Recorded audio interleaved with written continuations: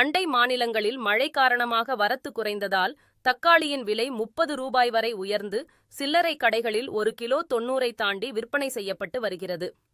கர்நாடகா, கேரளா உள்ளிட்ட அண்டை மாநிலங்களில் பெய்து வரும் கனமழை காரணமாக தமிழகத்திற்கு காய்கறிகளின் வரத்து கணிசமாக குறைந்துள்ளது. இதன் காரணமாக கடந்த 2 தினங்களுக்கு முன்பு வரை 1 கிலோ தக்காளி 40 ரூபாய்க்கு விற்பனை செய்யப்பட்டு வந்த நிலையில் அண்டை மாநிலங்களில் இருந்து வரத்து குறைந்ததால் தக்காளி விலை ஒரே நாளில் 1 கிலோ 80 ரூபாய்க்கு விற்பனை செய்யப்பட்டு வருகிறது. வெளி மார்க்கெட் மற்றும் சில்லறை கடைகளில் 90 ரூபாயை தாண்டியும் விற்பனை செய்யப்படுகிறது.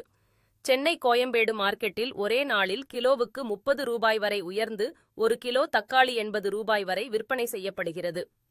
தக்காளி விலையைப் போல பல்வேறு காய்கறிகளின் விலையும் கணிசமாக உயர்ந்துள்ளதால் பொதுமக்கள் கவலை அடைந்துள்ளனர்.